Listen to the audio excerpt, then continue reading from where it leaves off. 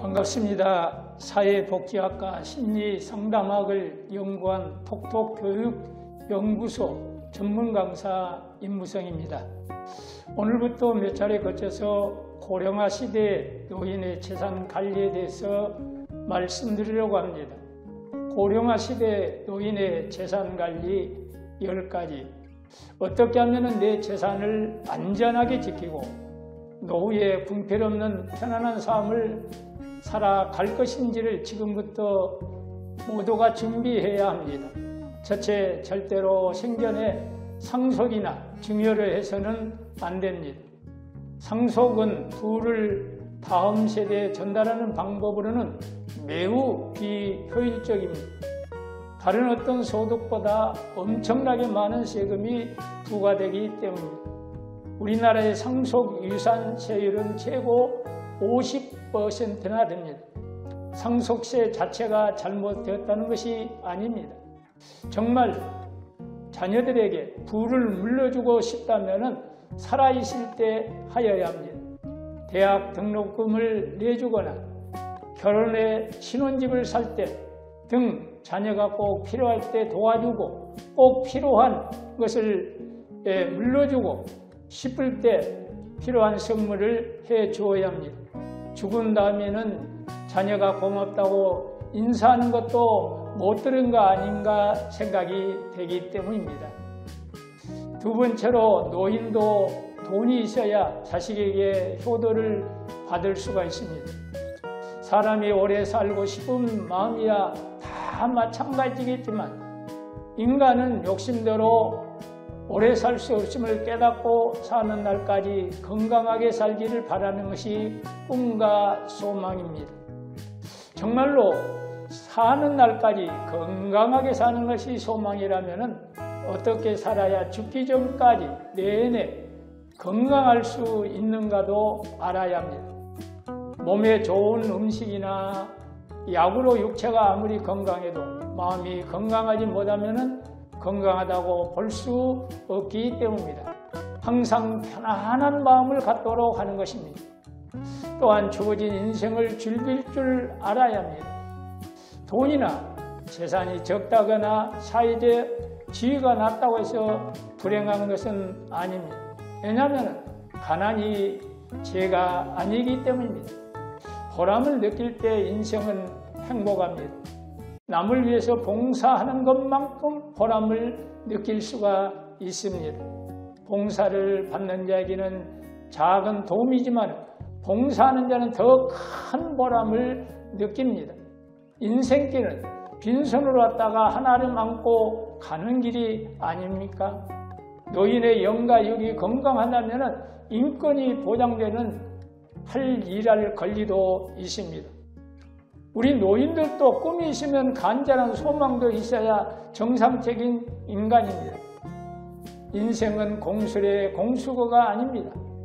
그래도 공술의 공수거라는 서운함이 남았다면 그것은 더 살고 싶은 욕망이 될 것입니다. 노인도 인생으로서 삶의 가치가 있는 것입니다. 셋째로 효도계약서 무용론, 화장실 들어갈 때와 나올 때는 다르다는 말이 있습니다. 그러므로 효도계약서를 작성해야 합니다. 자녀들을 위해 부모들이 증여를 해 주실 경우 자녀가 재산만 받은 뒤 부양의 의무를 소홀히 하는 경우가 많이 있습니다.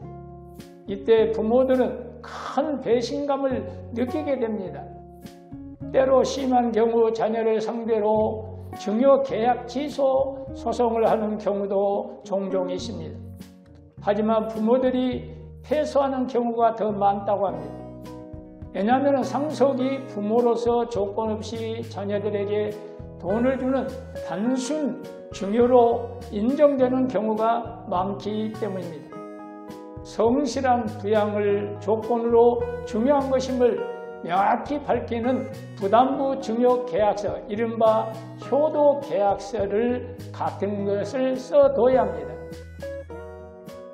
저희를 살펴보면은 부모 임판서는 아들 임길동에게 부동산 북구 현대 아파트 108동 803호를 증여한다. 임길동은 유부동산을 증여받은 임판서에게 매월 생활비로 일금 100만 원을 지급한다. 그리고 임길동은 임판서에게 매월 1회 이상 방문한다. 임길동은 자식의 도리로서 부모에게 효도를 합니다. 임길동이 이 약속을 이행하지 않을 경우 증여받은 부동산을 임판서에게 반환하기로 하다.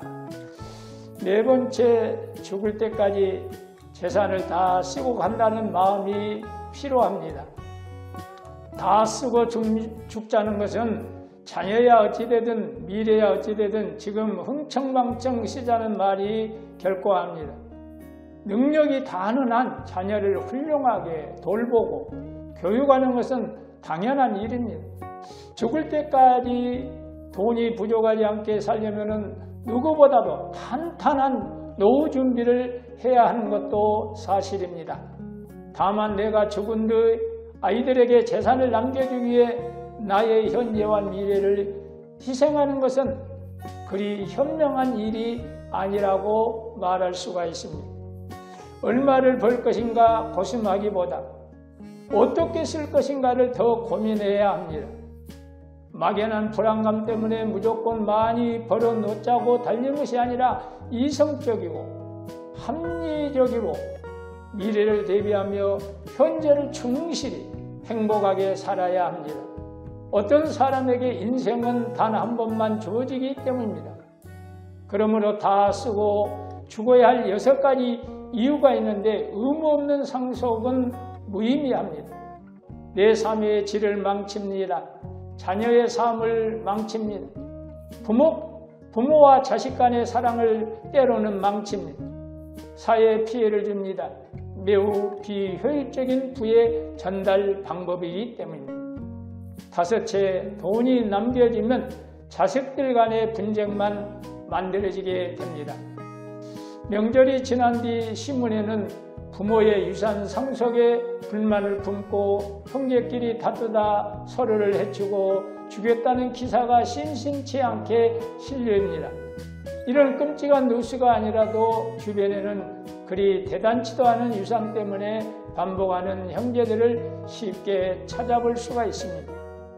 험한 세상, 자녀들이 서로를 도우며 알콩달콩 살아가기를 바란다면 유산 상속을 해서는 안 됩니다. 여섯째로, 돈도 기력이 있을 때 소용이 있다는 말이 있습니다.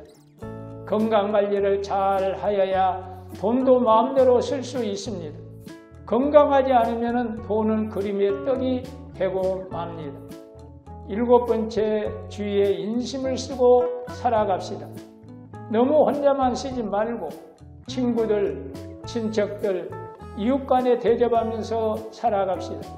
재물이 넉넉하면 이웃과 함께 나누면서 살아가야 행복합니다.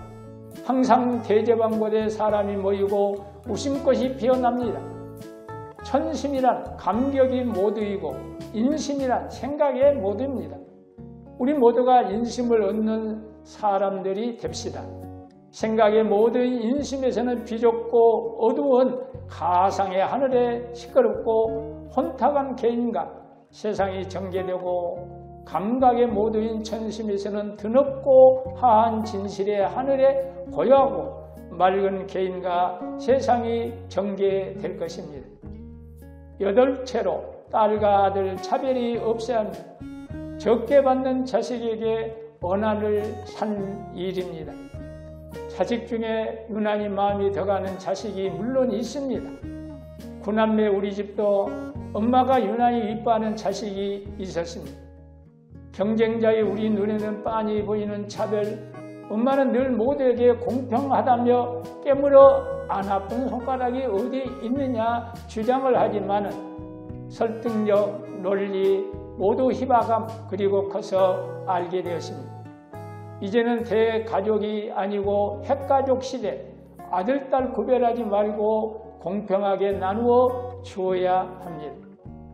아홉 번째, 휴교인 제도를 이용하자 공적기관에서 재산을 관리해 줍니다. 우선 결론부터 말씀드리면 후계인 선임 청구를 하게 된다면 선수의 상속인들의 동의가 있으면 4개월 정도 소요된다고 합니다. 진단서, 선수의 상속인들의 동의서 등이 필요합니다. 후계인이 된다고 채무를 책임져야 하는 것은 결코 아닙니다. 후계인은 아버지를 대신해서 재산 관리 등을 할 수가 있습니다. 후계인 선임이 필요하므로 조속히 진행하시기를 바랍니다. 변호사를 선임하지 않으셔도 변호사와 충분한 상담을 받을 수 있습니다. 변호사 선임 여부는 변호사와 상담한 후 결정하면 됩니다. 마지막 10번째, 사회에 기부합니다. 민주주의 시민 의식이 성숙함에 따라 민주 시민들은 사회적 부담을 나누고 따뜻한 세상을 만들기 위해 기부 방법과 단체를 찾는 일이 많아지고 있습니다. 이제 우리나라의 기부 문화가 확산되고 있다고 합니다.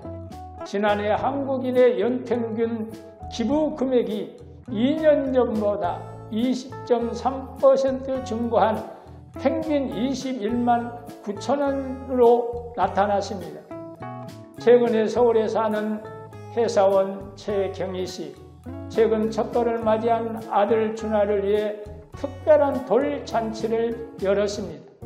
디지털 공간에 준하의 돌잔치방을 만들어 행사장을 빌리고 음식을 준비하는 비용과 축의금을 아기의 이름으로 어려운 이웃에게 기부한 것입니다. 이제 우리나라도 자녀들에게 유산을 물려주는 상속을 지향하고 사회에 기부하는 문화가 이루어져야 할 것입니다. 저 역시 얼마 되지 않는 아파트 집가 또한 상가가 하나 있는데 이제 내가 유언을 남기기를 3남에게 똑같이 나누고 4분의 1은 기부하기로 이렇게 마음을 먹었습니다.